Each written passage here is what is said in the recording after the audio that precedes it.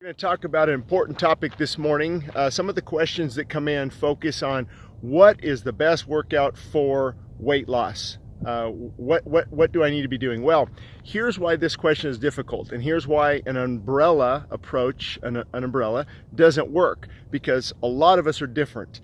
I'm going to tell the 25-year-old something a little bit different than the 50-year-old, but here's the key.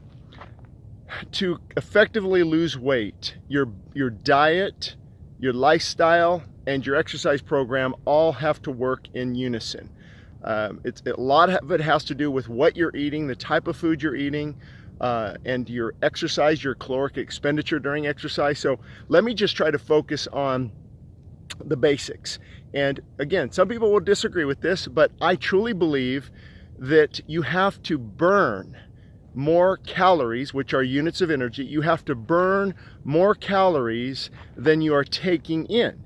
If you take in too many calories, even protein, even good fats, they will be stored. Even fat can be converted, protein can be converted to be stored as fat. You don't automatically burn it just because it's a good fat. And that's one of the reasons some of these diets don't work. So the bottom line is you have to consume the right amount of foods, but I'm also not, even though I was initially, and I still lean towards it, I don't think calorie counting is wise long-term. Even though I do encourage people to do it from time to time, because you want to know, wow, there's 400 calories in here.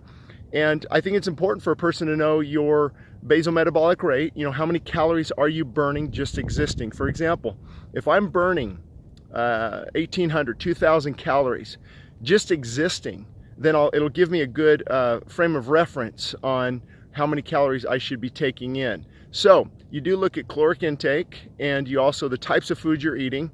So it's not really a formula. What I encourage people to do is to move a lot more. Get off the couch, start serving, start helping, walk farther, just move and begin to move more. And then also, we don't need to eat as much as we do.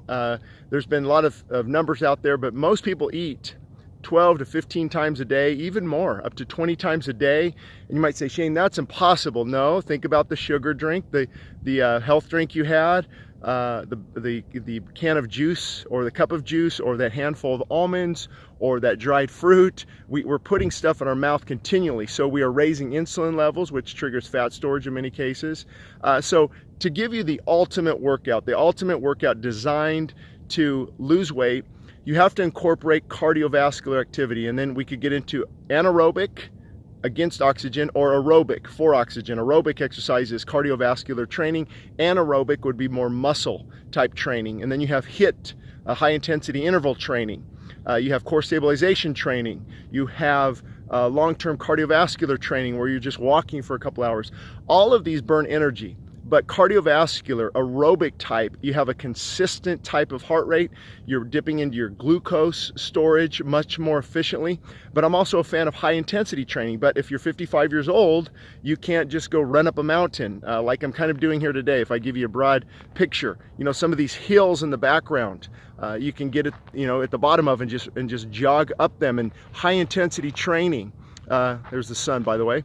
And so you have to design a program that meets your needs. So what I would do is I would get on a clean eating program. I would do intermittent fasting to where you're not eating all the time. Take a break for 12 hours, work up to 14 or 16 hours, have a window of eating, and then let your body cleanse itself, let fasting run its course. Caloric expenditure is going to, well, caloric expenditure happens when you're eating, but you're putting in calories. Also, they call it a NEAT principle, non-exercise activity thermogenesis. So if you're staying busy, you're going to burn calories on top of your exercise. So once you take all of these things into consideration, the best thing I can tell you is to get on a good, healthy eating program, God-given food, not man's food designed in a factory. And you limit the intake of that food. So you have healthy, God-given food. And I would shoot for huge vegetable salads, green salads, and things that are high in nutrient density, but low in caloric density. But you go for the pasta as well, Shane. It's You know, it's God-given. Well, it's man-made. Many of pasta, it's enriched. Breads have a lot of sugar. So I would limit those types of complex carbohydrates. But I do have them from time to time. But if you're burning the energy, then you can consume that. So look at other videos for other help in this area. But the ultimate workout is what you put together that is centered around your lifestyle. Not everyone can go spend 2 hours in the gym. Not everyone can work out. So you put food at your advantage, you put your activity throughout the day at your advantage, and you work out if you can. All of those things, you relieve stress. Obviously, this is called the Pantry Pastor. So I encourage people to turn their life completely over to God and give Him your problems. Like Jesus said, cast all your cares upon me. So you have to have mental strength, physical strength, emotional strength, and all these come together to form the ultimate workout. So it's not just going and running.